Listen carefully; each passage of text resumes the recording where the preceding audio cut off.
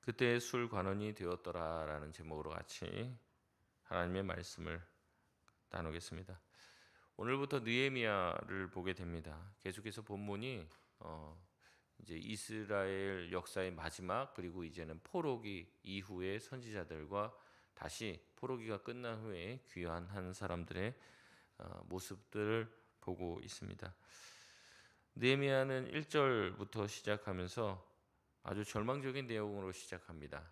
하나님의 보고가 있는데요. 예루살렘 성벽과 그 무너짐이 너무나도 심하고 그 안에 있는 백성들이 큰 환난과 고초를 겪고 있다는 소식이 궁중 관료로 있는 느헤미야의 마음을 아프게 했다는 거죠. 성벽이 무너지고 그곳에 있는 백성들이 능욕을 당하고 있다는 그 소식은 느헤미야의 마음을 아프게 해서 느헤미야는 어떻게 합니까? 울고 금식하며 기도합니다. 오늘 이 말씀을 통해 우리가 어떻게 하나님의 위대한 사명을 이루는 도구가 될 수 있을지 세 가지 정도의 교훈을 찾아보며 묵상하려고 합니다. 첫 번째, 느헤미야는 어떤 사람이었습니까? 고통에 공감할 줄 아는 사람이었습니다. 느헤미야는 3절에 민족의 환난 소식을 들었습니다. 먼저는 이 소식을 듣고 깊은 공감과 애통의 반응을 보였다는 거죠. 우리 4절 말씀 같이 한번 읽겠습니다. 시작. 내가 이 말을 듣고 앉아서 울고 수일 동안 슬퍼하며 하늘의 하나님 앞에 금식하며 기도하여. 아멘. 느헤미야는 충격적인 고향의 소식을 듣습니다. 수천 킬로 떨어져 있는 곳이지만 그곳에서 자기의 민족이 고통받고 고초를 당하고 있다는 소식을 듣고 슬퍼합니다. 그 소식을 듣고 나서 문제 해결을 위해서 즉시 나서거나 자기와 가까이 있는 왕의 힘 있는 사람의 도움을 요청하지 않습니다. 가장 먼저 했던 것은 무엇입니까? 그 고난당한 사람들의 이야기를 듣고 앉아서 울고 수일 동안 슬피 울었다라고 이야기합니다.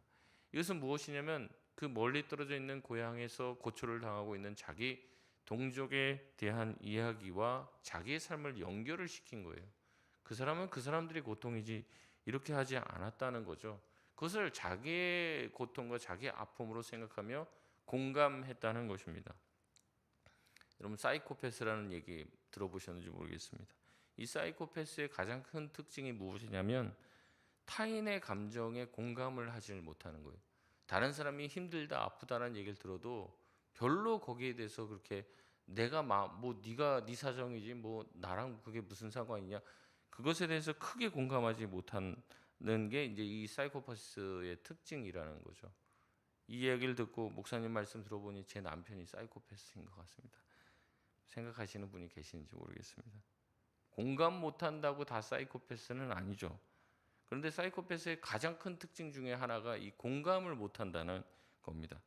사이코패스는요, 다른 사람이 아파한다는 것에 대해서 내가 저게 되게 아프겠다, 그래서 뭔가 이렇게 찔리는 장면이나 이런 영상이나 이런 걸 보면 뭐예요? 내가 마치 찔리는 것 같은 고통을 느끼게 됩니다. 일반 보통 사람들은. 그러니까 타인의 고통에 대해서 어느 정도는 공감하게 되어 있다는 거죠. 근데 사이코패스는 그렇지 않다는 거예요. 상대방을 그 자신의 어떤 도구로만 생각하고 자기의 목적을 이루기 위한 수단으로만 생각을 한다는 거죠. 잘못을 하고도 죄책감을 느끼지 못합니다. 그리고 그래서 살인을 하거나 그렇게 해도 뭐 그것에 대해서 내가 죄지었다 마음 아파하지를 않는다는 거예요. 어떻게 보면 신앙이라는 것은 어디서부터 시작하냐? 공감에서부터 시작하는 것입니다. 하나님이 나를 사랑하시죠? 근데 사이코패스는 어떻게 하겠어요? 뭐 어쩌라고? 하나님이 나를 사랑하는데 뭐 어쩌라고? 이렇게 반응을 하는 거죠. 근데 신앙을 가지게 됐다는 건 뭐예요? 하나님이 나를 사랑하신다는 그 말씀에 내가 공명하는 겁니다. 공감하게 되는 겁니다. 메아리 치게 되는 거죠. 하나님이 나를 사랑하시고 나를 사랑하시사 자신의 아들 독생자 예수 그리스도를 십자가에서 죽이실 때까지 정말 자기의 가장 소중한 것을 우리를 위해서 버리시기까지 자기 사랑을 증명하셨다는 거죠. 그 사랑의 이야기를 들으면서 이제 우리는 공감하게 됩니다. 아, 하나님 나를 얼마나 사랑하시기에 나를 위해서 가장 귀한 아들을 죽이시기까지 하셨습니까? 내가 도대체 뭐길래 왜 나 때문에? 내가 뭔데 그렇게까지 나를 사랑하십니까? 공감하게 되면은 그 공감한 마음 때문에 어디로 가게 되는 거예요? 회개의 자리로 가게 되는 거죠. 주님이 나를 그렇게 사랑하셨는데 나는 주님을 사랑하지 않았습니다. 주님이 나를 그렇게 부르셨는데 주님께서 그렇게 나를 기다리셨는데 나는 주님께로 오지 않았나요? 그렇게 주님이 나를 기다리고 불렀는데도 하나님의 마음을 우리가 어떻게 해야 되는 거예요? 공감하게 되면서 사실 신앙의 문이 열리게 되는 겁니다. 그래서 어떻게 합니까? 그 사랑을 받아들이고 회개의 자리로 나아가 나도 변화되어서 그 주님의 사랑을 가지고 주님의 사랑을 알지 못하는 사람들, 우리 주변에 있는 이웃들을 그 하나님의 사랑으로 사랑하게 되는 것이죠. 그래서 하나님 사랑과 이웃 사랑이 우리 삶에 실천되는 것, 그게 결국의 신앙생활 아니겠습니까? 그래서 결국 신앙이 깊어진다는 것은 무엇이냐? 공감할 줄 아는 법이 더 깊어지는 거예요. 하나님의 마음에 대해서 더 크게 느끼게 되는 거죠. 더 냉랭해지는 게 아니라 하나님의 마음에 크게 공감하게 되고, 그 다음에 타인의 아픔과, 야, 저 사람 저렇게 놔두면 어떻게 돼요? 저 사람 예수 안 믿고 저렇게 놔두게 되면은 참 지옥 갈 텐데, 저 사람 저렇게 살다가는, 하나님 모르고 살다가는, 복음 모르고 살다가는 정말 나중에 험한 꼴 당할 텐데 라는 마음이 나에게 공감이 되어져서 그 사람을 위해서 기도하게 되는 거죠. 그렇기 때문에 기본적으로 신앙이 깊은 사람들은요, 남들이 당한 슬픔, 남들이 당한 환난에 대해서 공감하게 됩니다. 그리고 그것을 놓고 같이 우는 거죠. 누가 아프다, 병에 걸렸다, 누가 지금 힘든 일을 겪고 있다라고 했을 때 그냥 그러나 보다. 그런 사람들은 어떻게 보면 깊이 공감할 줄 모르는, 신앙이 깊어지지 못한 것일 수도 있어요. 하나님이 어떻게 보면 정말로 최고로 공감을 잘하시는 분이죠. 우리의 고통과 아픔들을 주님은 모른 채 하시는 분이 아니라 체휼하신 분이시다. 주님은 모든 우리의 고통을 알고 계시고 우리보다 더 깊이 우리의 고통에 대해서 이해하시는 분이시다라고 말씀하는 거죠. 결국에 신앙이 깊어진다는 것은 남의 아픔을 나의 아픔으로 받아들일 줄 아는 거예요. 어찌 보면은요, 느헤미야는 공감 능력이 제일 떨어질 수 있는 위치에 있는 사람입니다. 느헤미야의 이야기들이 쭉 나오지만 이미 왕국의 고위 관리입니다. 옛날에 힘들게 살았어도요, 조금만 잘 사는 시간이 1, 2년만 지나가도 옛날 생각 안 납니다. 그래서 뭐라고 합니까? 개구리 올챙이 쪽 시절 생각 못 한다 그러잖아요. 나도 옛날에 다 힘들어 봤어. 나도 옛날에 뭐 꽁보리밥 다 먹어봤어. 나도 막 하루에 한 끼 먹고 그렇게 살았어. 그래도 그건 옛날 일이에요. 며칠만 잘 먹고 잘 살면요, 옛날 그 사람들의 억울한 심정들, 힘들었던 이야기들 다 그냥 뒷전으로 지나가 버리게 됩니다. 느헤미야는 지금 굉장히 높은 직위, 고위직 관리라는 거죠. 그렇기 때문에 자기 민족의 고통에 대해서 이야기를 들었을 때 공감하기 사실 어려운 위치에 있는 사람입니다. 그럼에도 불구하고 어떻습니까? 먼 거리에 자기 민족의 아픔을 자신의 것으로 받아들입니다. 깊이 끌어안고 공감합니다. 먼저는 문제 해결하려고 하지 않아요. 먼저는 그 문제를 가지고 어떻게 해보려고 하는 계획이 먼저가 아니라 먼저는 뭐예요? 깊이 공감한다는 거죠.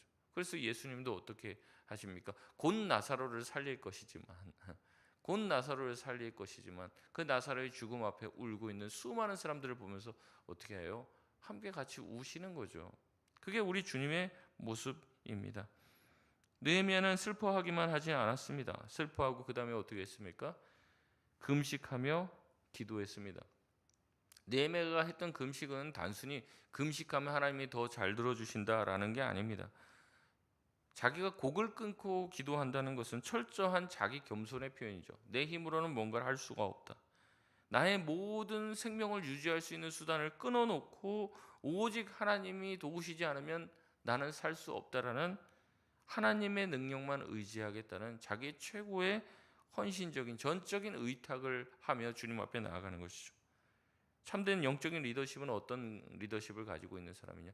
타인의 고통, 성도들의 고통을 내 고통으로 느끼고, 우리 구역장들이 보시기에 우리 구역원들의 고통이 바로 내 고통처럼 깊이 공감하며 그 문제를 가지고 하나님 앞에 곡을 끊고 기도할 정도의 마음을 가지고 있는 기본적인 영적인 자세를 가진 사람이 하나님이 생각하시는 귀한 영적인 리더십이 되는 것이죠. 회장이고 구역장이고 중직자인데 남들이 고통스러워하고 아파하는 모습을 보고 그냥 걔 많이 힘든가 보다, 그 정도로 느껴서는 안 된다는 겁니다. 우리 공동체의 고통에 깊이 진정으로 반응할 때 우리의 기도가 더 깊어지는 줄 믿습니다. 두 번째, 느헤미야는 말씀에 입각한 기도를 드렸던 사람입니다. 느헤미야의 기도는 단순히 슬픔에만 머무르지 않습니다. 느헤미야의 기도는 하나님의 약속을 붙들며 하는 기도입니다. 우리 5절 말씀 같이 한번 읽겠습니다. 시작. 이르되 하늘의 하나님 여호와 크고 두려우신 하나님이여 주를 사랑하고 주의 계명을 지키는 자에게 언약을 지키시며 긍휼을 베푸시는 주여 간구하나이다. 아멘. 하나님께 기도를 시작하면서 사실 성경에서 하나님에 대해서 말하는 두 가지 양면성을 다 보여줍니다. 하나님은 어떠한 하나님입니까? 크고 두려우신 하나님, 정의의 하나님이시고 공의의 하나님이십니다. 죄를 짓는 자들, 하나님에 대해서 반역한 자들에 대해서는 거침없이 하나님은 하늘에 벌을 내리시는 분이죠. 동시에 하나님은 어떠한 분이십니까? 언약을 지키시며 긍휼을 베푸시는 사랑의 주님이랍니다. 이런 공의와 정의와 사랑이 함께 있다는 것을 고백하는 것이죠. 이 상반된 속성이죠. 정반대의 속성이 하나님 안에 있습니다. 이것을 동시에 붙잡고 기도합니다. 자신들이 지금 이렇게 포로로 끌려와서 억울한 지금 뭐 포로 생활을 하고 있고 뭐 이렇게 생각할 수 있잖아요.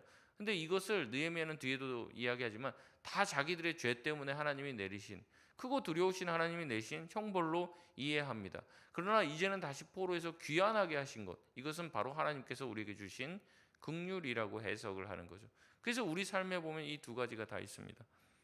어제 이제 전도 세미나 갔는데 거기서 목사님이 재미난 얘기를 하시더라고요. 사람들이 하나님이 살아계심을 어떻게 알 수 있냐 뭐 이렇게 얘기를 하니까 그분이 그렇게 얘기하시더라고요. 맞아 보면 안다고 그렇게 얘기하더라고요. 하나님한테 맞아 보면은 하나님 살아계심을 안다고 그런 얘기를 하더라고요. 그래서 많이 맞아본 사람이 하나님의 살아계심을 확실하게 안다 그런 얘기를 하셔서 굉장히 좀 재밌었는데 뭐 그런 거죠. 공의의 하나님이 분명히 있죠. 우리가 정말 곁길로 갔을 때 심판하시는. 그러나 우리가 회개하고 주님 앞에 긍휼을 구할 때 또한 돌이키시고 우리의 모든 것을 회복시켜 주신다는 겁니다. 느헤미야는 이 두 가지를 놓고 붙들고 하나님의 이름을 부르며 간구합니다. 먼저는 무엇을 위해서 기도합니까? 자신들이 이렇게 되었다는 사실 때문에 회개하며 기도합니다. 6절 7절에 그는 자신의 죄와 민족의 죄를 구분하거나 분리하지 않습니다. 6절에 우리 이스라엘이 범죄했다라고 기도합니다. 제가 학개서를 설교할 때 그렇게 얘기했어요. 학개 선지자 또한 그렇게 기도했다. 민족의 죄를 자기가 끌어안고 하나님 우리 죄를 용서해 주옵소서. 근데 학개 선지자가 죄 지은 건 없거든요. 그럼에도 불구하고 우리의 죄를 용서해 달라. 남의 죄가 아니라 우리의 죄라고 고백합니다. 느헤미야 또한 마찬가지로 그렇게 고백을 하죠. 또 7절에 보면 나와 나의 아버지의 집이 범죄하여라고 얘기합니다. 당시 예루살렘에 없었음에도 공동체의 실패와 죄악을 자신의 죄로 끊어 안으며 마치 대리 회개를 하는 것 같은. 예수님이 하나님 앞에 기도할 때 뭐라고 기도하십니까? 주님, 저들이 하는 짓을 알지 못합니다. 저들의 죄를 용서하여 주옵소서 하는 예수님의 대리 기도와 같은, 대리 회개와 같은 기도를 드리는 것이죠. 느헤미야는 예루살렘의 멸망과 현재 환란이 바로 자신들이 하나님의 법, 모세의 율법을 어겼기 때문에 그 성경에 기록된 대로 네가 이 말씀을 지켜 행하지 않으면 벌을 받게 될 것이라는 징계의 결과임을 인정합니다. 여러분, 우리가 먼저 주님 앞에 나아갈 때 가장 먼저 해야 될 기도가 있다면 바로 이 회개의 기도인 줄 믿습니다. 우리가 회개 없이는 간구가 없다는 것을 알아야 됩니다. 먼저는 내가 일이 급하다고 해서 간구로 바로 나가는 것이 아니라 무너진 것을 다시 세우고 처음부터 다시 시작하길 원한다면 가장 먼저는 정직한 회개가 필요하다는 거죠. 느헤미야의 기도는 과거의 회개로 끝나지 않습니다. 미래를 향한 구체적인 결단과 청원으로 나아갑니다. 8절에 모세에게 주셨던 언약의 말씀을 다시 인용하며 기도합니다. 징계의 말씀이 성취되었으니 너희가 범죄하면 내가 흩을 것이다 라는 징계의 말씀이 성취되었으니 9절에 회복의 말씀이었던 만일 내게로 돌아와 내 계명을 지키면 하나님이 어떻게 하리라고 하셨어요? 돌아오게 하리라라는 말씀을 성취해 달라. 그 말씀을 이루어 달라. 앞의 일이 이루어졌으니 뒤의 일도 이렇게 하신 말씀 또한 이루어 달라 하면서 말씀을 붙잡고 기도하는 것입니다. 제가 여러 번 말씀드렸습니다. 우리가 기도할 때 여러 가지 기도를 뭐 하지만 우리가 큐티를 새벽에 이렇게 말씀을 듣고 기도하는 이유는 뭐라고 그랬어요? 말씀을 붙잡고 기도하라는 거죠. 그래서 기도의 처음은 우리가 들은 말씀을 붙잡고 기도하는 겁니다. 그 말씀에 의지하여 기도하는 것이죠. 느헤미야도 마찬가지입니다. 주님 이렇게 말씀에서 엇나가면 우리가 징계를 받는다 하셨죠. 그래서 우리가 징계를 받았습니다. 그러나 우리가 회개하고 돌이키면 주님 우리를 살려주신다 하셨죠. 우리가 회개합니다. 돌이킵니다. 우리를 돌아오게 하시고 살려 주옵소서. 뭘 붙잡고 기도하는 거예요? 말씀을 붙잡고 기도해야 되는 거예요. 그래서 우리가 아침에 말씀을 듣고 큐티를 하고 기도하는 겁니다. 하나님의 약속, 하나님 본인이 하신 말씀을 붙들고 기도할 때 하나님께서 그것을 응답하실 수밖에 없다는 거죠. 세 번째, 느헤미야의 기도는 사명을 이루기 위한 기도였습니다. 자신을 위한 기도가 아니라 하나님의 나라를 위한 기도였다는 거죠. 느헤미야는 자신의 기도의 마지막에 자신의 소명과 자신의 직분을 명확하게 하나님의 나라와 그 뜻과 연결을 시켜줍니다. 우리 11절 말씀 같이 한번 읽겠습니다. 시작. 주여 구하오니 귀를 기울이사 종의 기도와 주의 이름을 경외하기를 기뻐하는 종들의 기도를 들으시고 오늘 종이 형통하여 이 사람 앞에서 은혜를 입게 하옵소서 하였나니 그때 내가 왕의 술관원이 되었느니라. 아멘. 느헤미야는 자신의 위치가 왕의 최측근인 술관원이라는 것을 다시 한번 깨닫습니다. 그 술관원이라는 거 여러분 뭐 사극이나 이런 거 보시면 아시겠지만은 얼마나 많은 사람들이 왕을 독살을 하려고 합니까? 그래서 이제 뭐 음식을 낼 때도 항상 옆에서 이제 기미를 한다고 하죠. 먼저 맛을 보고 먹고 이 사람이 죽는지 안 죽는지, 뭐 은수저 은 젓가락에서 대면은 뭐 독이 있으면은 뭐 젓가락 색깔이 막 변하잖아요. 그러니까 먼저 이제 왕 대신에 그 목숨을 걸고 그 일을 하는 사람들이에요. 근데 만약에 이 사람이 먼저 해독제를 먹고 뭐 그 독이 든 음식을 먹으면 아무렇지도 않을 거 아니에요. 그럼 왕이 먹으면 그대로 죽잖아요. 그러니까 사실 그 왕 옆에서 술을 맡은 관원장, 떡 맡은 관원장, 이 사람들은 그냥 떡 내오는 사람, 술 내오는 사람을 말하는 게 아니라 뭐 하는 사람이에요? 왕 옆에서 음식을 기미하면서 이거 괜찮으니까 먹어도 된다. 그러니까 왕의 최측근이에요. 최측근. 왕이 100% 신뢰할 수 있는 사람이라는 거죠. 느헤미야가 생각해도 그렇습니다. 자기가 그 페르시아 사람도 아니고 본토 사람도 아닌데 어떻게 내가 술 맡은 관원장의 자리까지 오르게 되었을까? 생각해 보니까 뭐예요? 하나님께서 이때를 위하여 자기를 예비하셨다는 것을 깨달은 것이죠. 이 모르드게도 에스더한테 그렇게 얘기하잖아요. 네가 왕후가 된 것이 바로 이때를 위함이 아니겠느냐라고 얘기를 하는 거죠. 그거를 깨닫게 되는 것입니다. 아, 내가 이때를 위하여 하나님께서 나를 왕의 술관원장으로 세워주셨구나라는 것을 깨달은 거예요. 내가 잘하고 내가 어떻게 싹싹싹 해갖고 능력을 인정받아서 올라간 게 아니라 하나님이 이때를 위하여 나를 이곳에 세우셨다 라는 것을 깨달은 거죠. 그래서 느헤미야는 기도합니다. 무슨 기도를 합니까? 내가 이 왕 앞에서 뭘 입게 해달라고요? 은혜를 입게 해달라고. 아무리 이제 왕의 술 맡은 관원장이라도 그럼 그 사람이 얘기하는 건 뭐 왕이 다 들어줍니까? 그것도 아니죠. 자기가 만약에 얘기할 때 어때야 돼요? 왕이 그 마음을 움직여야 하는 것이죠. 느헤미야의 기도는 굉장히 현실적이고 구체적입니다. 자기 술관원이라는 지휘가 하나님의 나라를 세우고 무너진 이스라엘을 세우기 위한 하나님의 참 이런 말이 적합할지 모르겠는데 신의 한 수와 같은 거죠. 하나님이 자기를 거기다 두었다는 거예요. 거기 그 일을 하기 위해서 그걸 깨달은 거예요. 내 능력으로 올라와서 내가 내 힘으로 승승장구하는 게 아니라 하나님이 나를 도구로 쓰기 위해서 날 거기에 두셨구나. 느헤미야가 왕에게 은혜를 얻게 해달라는 기도는 단순히 승진 기도가 아닙니다.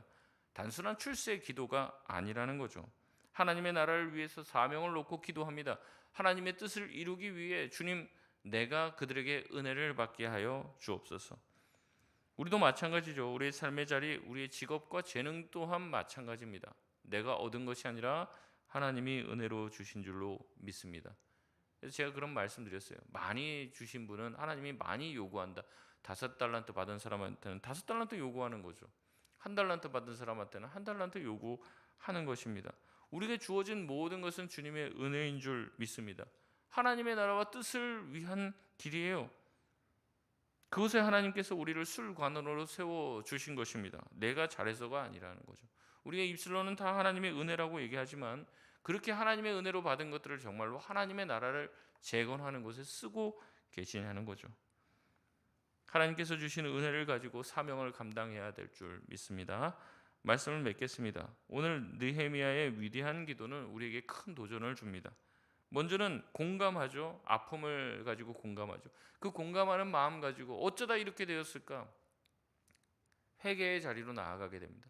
회개한 후에는 거기서 멈추는 게 아니라 이제 하나님 우리에게 징계의 말씀이 이루어졌으니 이제는 회복의 말씀이 이루어지게 하여 주옵소서. 그리고 자기 자신을 돌아보니까 깨닫는 거예요. 하나님, 내가 술관원장으로 있는 이유가 바로 이 나라를 재건하기 위한 것이군요. 주님, 내가 왕에게 은혜를 받게 하여 주옵소서. 구체적인 기도로 나아가게 되는 것입니다. 우리가 있는 그 자리가 뭐 술관원과 같은 높은 자리일 수도 있고 그렇지 않은 자리일 수도 있죠. 그러나 여러분이 서 있는 그 자리에서 여러분에게 주신 하나님의 사명을 붙들고 나를 통해서 하나님이 위대한 하나님의 나라를 회복시키려고 하신다는 것을 기억하며 오늘도 사명자로 살아가는 저와 여러분 되시길 주님의 이름으로 축원드립니다. 우리 시간 합심해서 기도하겠습니다.